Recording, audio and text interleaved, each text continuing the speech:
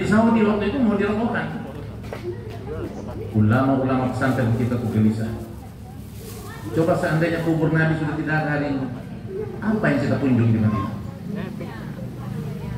Tapi berkahnya ulama NU, yakni langsung oleh Kiai Haji Al-Maghfur Kiai Haji Abdul Barak Rasulullah, diutus oleh ulama-ulama pesantren waktu itu NU belum berdiri, berangkat bersama kiai yang lain, mengantarkan sebuah tulisan surat usulan dari ulama-ulama pesantren untuk disampaikan kepada Raja Hijaz waktu itu, Ibnu Saud. Mohon agar makamnya Nabi tidak dibongkar dan pemerintah Hijaz memberikan kebebasan kepada bangsa Indonesia, kepada bangsa-bangsa dari luar Arab untuk melakukan syariatnya berdasarkan mazhabnya masing-masing. Itu waktu itu seperti itu. Kalau minta maaf ya, ternyata ada juga dari pimpinan Asia ya, daerah Alor dan semua, pokoknya semua keluarga besar Muhammadiyah semuanya yang ada di dalamnya yang saya hormati. Itu ceritanya seperti itu. Dan kalau kita mau jujur, maka kita yang merindukan untuk berziarah ke makamnya Rasulullah hari ini di Madinah, itu harus berterima kasih kepada ulama-ulama Nahdlatul Ulama. Kalau tidak, makamnya Nabi sudah hancur, sudah dimusnahkan. Itu yang kemudian didandangkan dalam sholawat tadi. Yassir lana bi ziyaratihi, ya Allah mudahkanlah kami untuk berziarah kepadanya.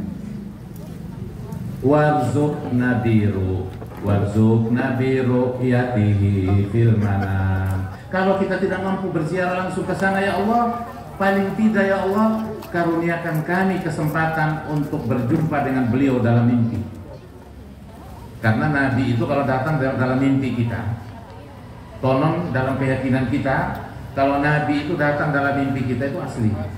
Karena iblis tidak bisa meniru bentuk wajahnya Nabi sampai hari ini. Tidak diizinkan oleh Allah iblis meniru wajah rupanya Nabi Muhammad. Walaupun sampai hari ini ada orang-orang yang coba membuat kekacauan di dunia, melecehkan Islam lewat kemudian menggambar karikaturnya Nabi Muhammad. Itu orang-orang seperti itu tidak lama sudah dapat balaknya. Karena memang iblis saja tidak bisa meniru wajahnya Nabi. Nah, itulah maknanya sholawat tadi yang dibaca oleh ibu-ibu sekalian.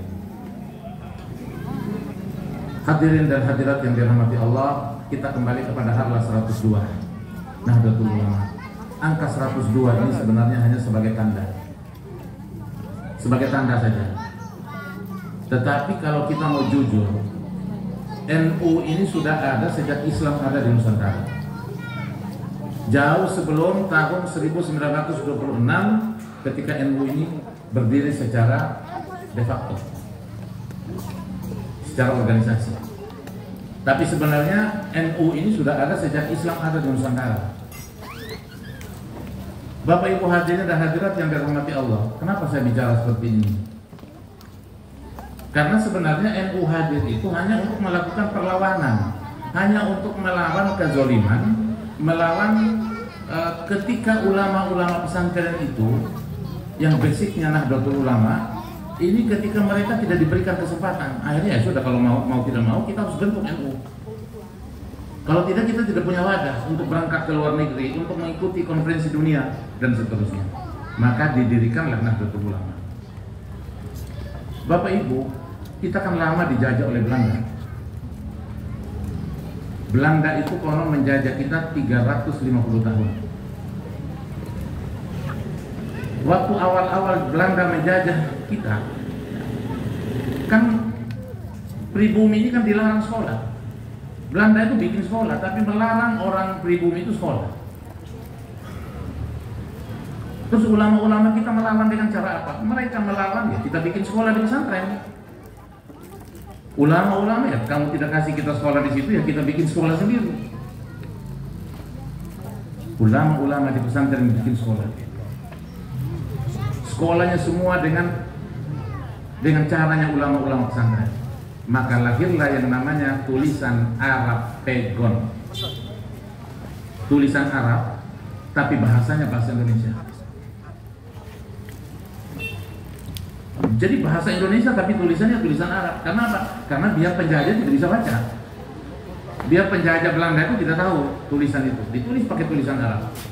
Makanya lihat tulisan-tulisannya Hadratus Syekh Hasyim Asy'ari, Kiai Haji Wasbullah, mereka bersurat itu tulisan Arab semua. Tapi bahasanya bahasa Jawa, bahasa Indonesia. Itulah yang disebut dengan Arab Pegon. Dan itu hanya ada di Nusantara, ada di Indonesia saja. Itu cara ulama-ulama menggibuli para penjajah. Lalu kemudian di tahun 1902 Belanda itu sudah kewalahan. Waduh, bagaimana caranya ini? Kita sengaja tidak memberikan kesempatan untuk mereka sekolah. Ternyata orang-orang Islam ini, orang-orang pribumi ini semakin cerdas, semakin pintar.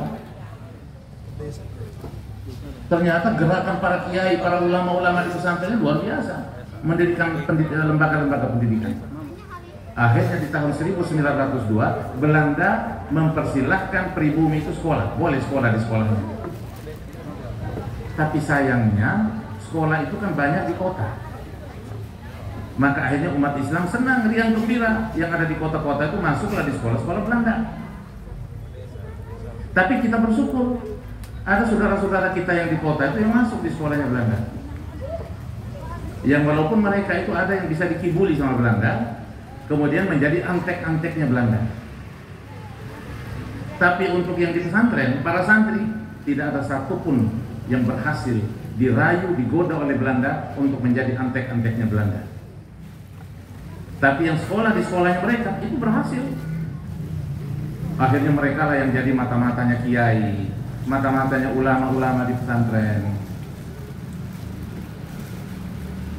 Jadi kalau sejarahnya NU itu hanya bisa mendirikan pesantren. Beda dengan saudara kita Muhammadiyah. Kalau Muhammadiyah itu ahli kalau bikin sekolah. Tapi hari ini saudara-saudara kita di Muhammadiyah sudah mulai gerilya mendirikan pesantren. Sebaliknya di NU sekarang sudah mulai gerilya mendirikan sekolah, perguruan tinggi NU. Jadi tukar ini, saling tukar pengalaman. Tapi sejarahnya seperti itu.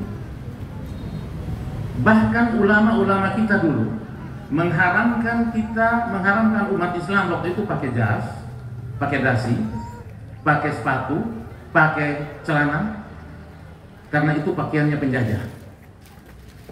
Sampai ada dalil yang menyatakan man tasyabbaha biqaumin fahuwa minhum. Barang siapa yang menyerupai suatu kaum maka dia sama dengan kaum itu. Nah waktu itu kita kan lagi dijajah.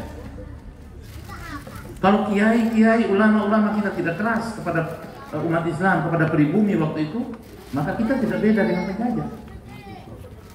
Tapi setelah mereka membolehkan umat Islam pribumi sekolah di sekolahnya mereka, ya sudah akhirnya ya kita sama dengan mereka, pakai celana, pakai jas, pakai dasi. Kalau bapak ibu punya anak kasih sekolah di pesantren Gontor, sekarang kan sudah berkembang. Gontor itu ya pakai dasi, tidak ada Gontor pesantren Gontor pakai sarung, tidak ada. Pesantren Gontor itu celana, kemeja, pakai masuk dalam bajunya, terus kemudian pakai dasi. Tapi beda dengan kalau pesantren-pesantren salaf. Kiai-kiai kayak di Jombang, di Sukorejo, di Tasikmalaya, di Cirebon, itu sarung semua, sarung, kopiah hitam, tidak ada pakai dasi. Kalau belajar itu ya duduk di lantai, sampai tidur terus di lantai itu. Itu ciri khasnya. Saya karena memang diminta untuk bicara tentang, jadi NU ini sebenarnya kalau omong 102 itu hanya tanda saja. Tapi sebenarnya NU ini sudah ada sejak penjajah belum masuk, NU sudah ada. Lalu kemudian dalam perkembangan zaman ya, dilihat oleh ulama-ulama yang di kota, yang sudah tadi sekolah di sekolah-sekolah yang hasil dari sekolah-sekolahnya Belanda tadi itu, melihat wah orang-orang NU ini kok ke kuburan, kok tahlilan, kok debaan, yasinan. Ini sudah tidak benar semuanya. Akhirnya keluarlah jargon kembali kepada Quran dan hadis, kembali kepada kemurnian Al-Quran dan hadis. Nah ini kemudian yang tidak diterima oleh ulama-ulama pesantren. Emangnya kita di pesantren, ulama-ulama, emangnya kita ini pakai Quran yang lain? Kan kita pakai juga Quran yang sama. Ini hanya sekedar cerita. Ditambah lagi kemudian dengan kejadian di Hijaz tadi yang saya sudah cerita di awal, itu ulama-ulama di kampung, ulama-ulama pesantren, ulama NU itu tidak ada yang dipanggil untuk rapat, untuk memilih siapa yang diutus untuk mengikuti konferensi dunia. Yang dipilih diantaranya Pos Cokro Aminoto, itu yang dipilih untuk mewakili umat Islam ke sana. Sedangkan ulama pesantren tidak ada yang dipilih. Ya ulama-ulama pesantren itu berontak. Sementara ini ancaman makamnya Nabi ini mau dibongkar. Akhirnya secara diam-diam mereka urus Ki Haji Rasulullah dengan Syekh Gonaim, yang berasal dari Pakistan. Mereka lah yang berangkat menghadap raja dan kemudian menyampaikan surat. Akhirnya selamatlah makamnya Nabi sampai hari ini. Bapak Ibu dan hadirin sekalian, masih terkait dengan kebangsaan. Lalu kemudian di tahun 1926 para ulama kemudian atas prakarsa, atas inisiatif dari Syekh Khalil dari Madura sebagai gurunya para kiai yang ada di Pulau Jawa waktu itu, kemudian mengirimkan isyarat kepada Hadratus Syekh Hasyim Asy'ari untuk segera mendirikan Jam'iyah Nahdlatul Ulama. Namanya diistikharah oleh satu orang, lambangnya diistikharah oleh satu orang kiai. Jadi lambangnya saja diistikharah oleh masing-masing bagi tugas. Jadi lambangnya NU ini itu hasil istikharah Kiai Haji Ridwan Abdul. Bintangnya ada 9, talinya, utasan talinya ada 99, melingkari bola dunia dan seterusnya. Itu dipikirkan dan diistikharah oleh satu orang kiai.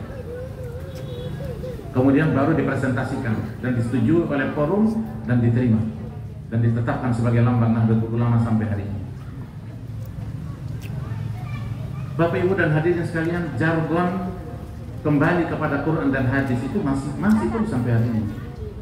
Bahkan Pak Kapolres, Islam radikal, bahkan yang mengarah kepada ekstremis, radikalis, yang mereka juga sering membuat jargon kembali kepada Quran dan hadis, karena dianggap kita yang ini yang ada ini tidak berdasarkan Quran dan hadis.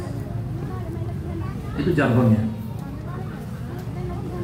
Dianggap yang dilakukan oleh ulama-ulama NU ini semuanya itu tempatnya nanti alamatnya di neraka waktu itu.